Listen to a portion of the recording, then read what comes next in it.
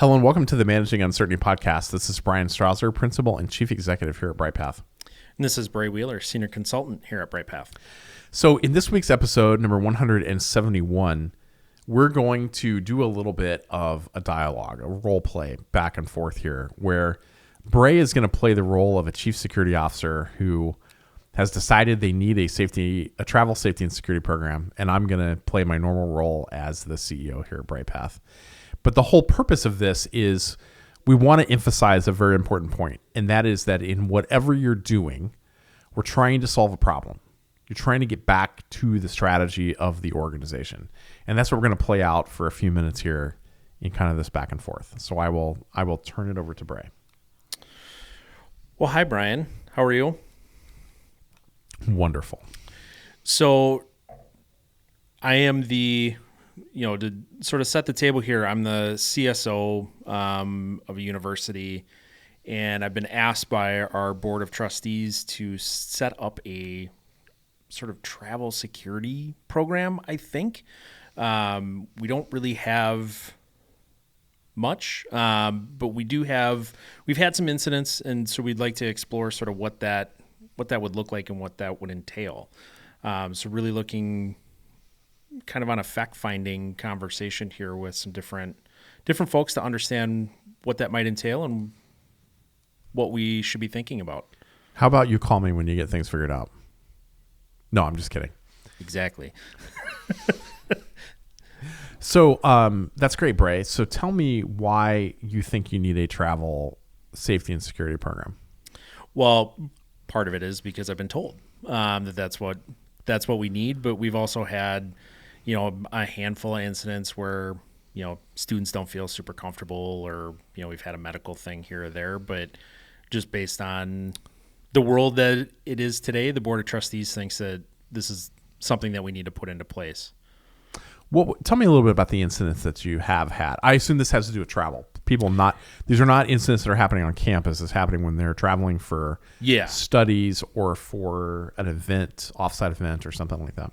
Yeah, completely off campus type stuff. The few incidents we've had is, we've had a few students be, robbed at gunpoint, at knife point, on the street in some different locations. We're in the U.S., in some other countries? Other countries. So We're in Asia, Europe. We have a little bit in kind of North Africa, kind of the Mediterranean area. Okay. But, sort of the typical street crime type of things, plus, adding in a weapon here or there to that.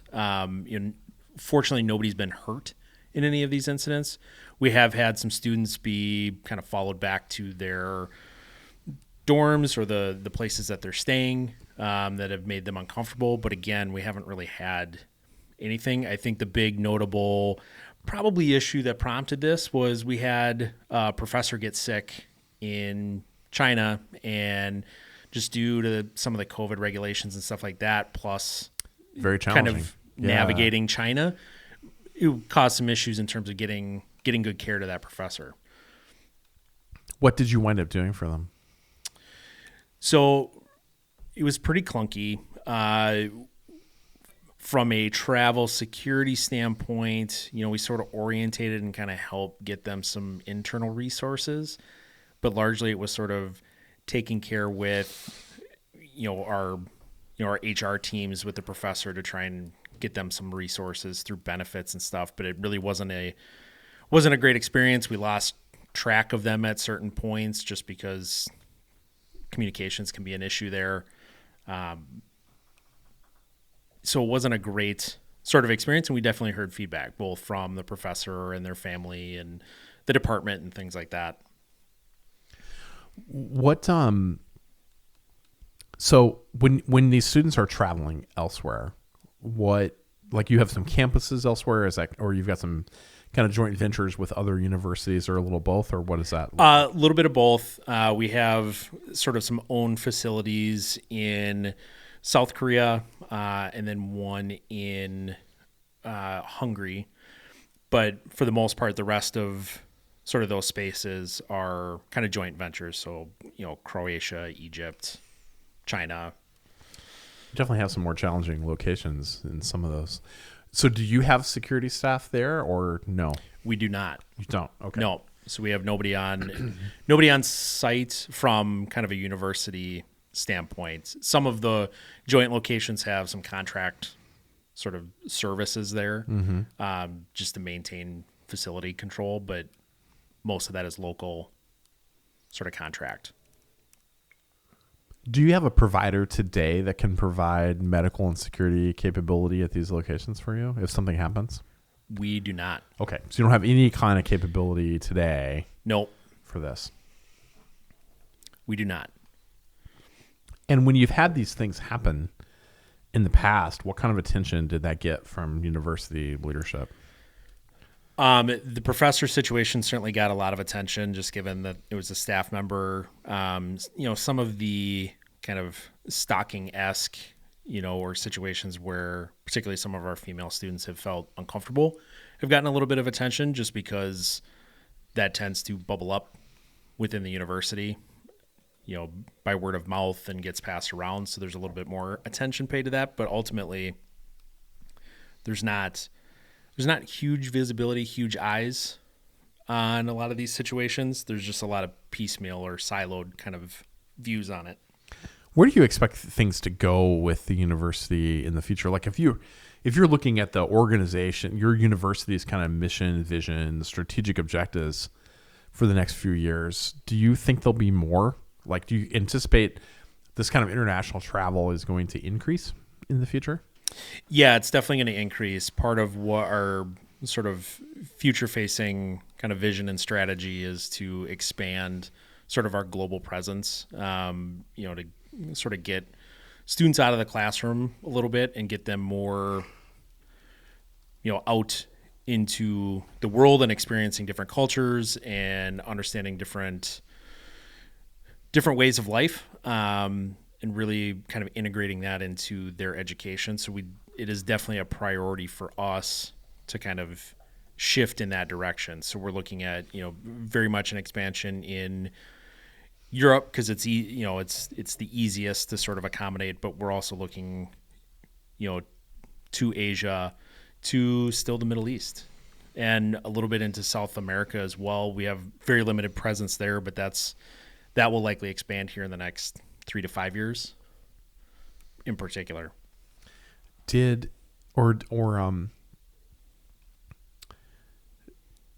When you think about your organization's priorities, the university's priorities, where does student and faculty, staff, safety and security rank? Like, how do you talk about that as an organization at the high levels? That's a great question. Honest answer, probably not nearly enough, but it definitely is folded in, certainly local U.S. campus security can definitely become a concern during certain moments or certain times of the year, homecoming, start of the year, end of the year, those sorts of moments. But ultimately, it's not I wouldn't say it's one of the top 5 questions that gets necessarily asked at any given moment, whether that's international or even maybe domestic locations. It's just might be in the top 10, but it's not the top 5. So you might have an opportunity just in how this is messaged, right, around the need for travel safety and security and maybe some broader, because what I'm hearing from you, Bray, as we talk through this is that having a travel safety and security program might just be one tactic of many in a strategy to ensure student, faculty, staff safety internationally for the university. Yeah, probably. I think that's a good way to sort of frame that. I think as an organization, we're definitely looking at, wanting to, make sure that we're given the right instructions, that we're, creating the right phone numbers for people to call, that, we have the right tips and tricks for, a student to understand as they go and they travel. Definitely want to, understand what maybe some of the local happenings or incidents are, really kind of looking at all the, real kind of tactical and operational pieces to make sure that we're making this real for, those students and staff, as they're traveling, because we want to make sure that our job as security is to make sure that they feel safe and secure and they feel comfortable. So sort of starting to dive into how do we make that real for them? So here I think you've laid out the objective. The objective is we need the team, and by team I mean students, faculty, staff that are traveling outside the United States or that are working at these other campuses and joint ventures. We need them to both feel safe, the perception, and actually be safe, the strategy, so to speak, the reality of that. And not just that you need a travel safety and security program, but you need all of the things that kind of reinforce that strategic objective for the organization. Yeah, that sounds right. We definitely want to make sure that we're sort of staying true to who we are as an organization in terms of, fostering a safe learning environment, that we're able to put our students and staff out into the world, but, as a security team, just really wanting to understand that we know who's where, we know sort of what's happening around those locations, that, there's good sort of 911 type contact information for them to use, and that, our staff knows what to do to sort of provide that right help, that they're getting good medical care, all those things that would fold into, probably a program like that. Okay, so we're going to step out of character because we kind of got back to the strategy here. Yep. Right?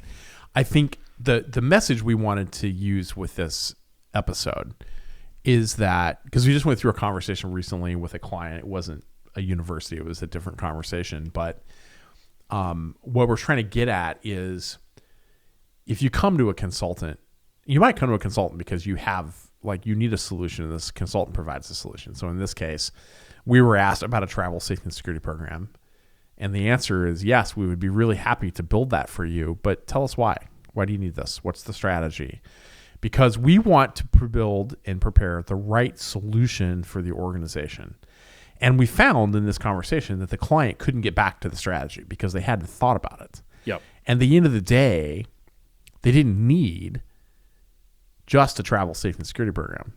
They needed the ability for folks traveling internationally to be safe and to feel safe and feel connected to the organization when they were traveling, when they were way out on the tip of the spear, so to speak, in some of these countries, selling the things that they sell in these environments, and they didn't feel that. Yep. And that was the real need. That was the underlying problem. And then you can develop a strategy to, put the calamine lotion on the itch. But yes. First you got to know what the itch is. Yeah, you don't want to go putting hot sauce on the poison ivy. Like you want to be smart about what it is that you're doing. And I think we're using, to your point, we're using travel security as sort of the example here. But this has also come up in other conversations with clients here recently too, where they're really focusing on solutioning something and not understanding what the problem is to be able to apply the right calamine lotion. That really driving back towards, yeah, that's great. That piece of technology might do that thing for us, but why do we need it to do that? And what is it that we're trying to... What are we getting at? What are we getting at? How is it a force multiplier for us? How is it making it more efficient? Because that's really what the technology is doing. But if you don't understand what it's supposed to be doing, you're just... It sort of goes back to, this idea that, somebody brought up on a recent podcast, Business of Authority, where it's, you're sort of just collecting tools rather than applying the right tools. And so, are you, in this sense, we're talking about lotion, but, are you trying to hammer something that you really need to saw? And understanding what it is that you're doing makes all the difference in terms of how you then take your next steps. Because yes, you could probably beat something in half, but wouldn't it have been easier to understand that we just needed to cut it in half and just do that instead of exerting a whole bunch of time and energy trying to just break it in half with a hammer? And to be on that metaphor more. I think this is where I think resilience professionals get lost too, is that we're also action driven, that we head for the solution. Yep.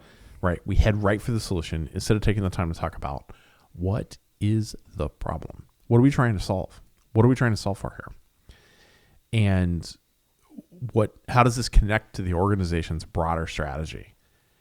And once you know the answers to those two questions, then you can go, oh, my solution doesn't look like this. It looks like this. Yep. And this and this. And it helps us see that bigger picture. Yeah, and I would say it's, especially on the consulting side of the house, it's a fair, I guess, critique, for a lack of a better word. That this is our space. So we're driving towards, oh, you have a travel security problem, you have a crisis management problem. Yep.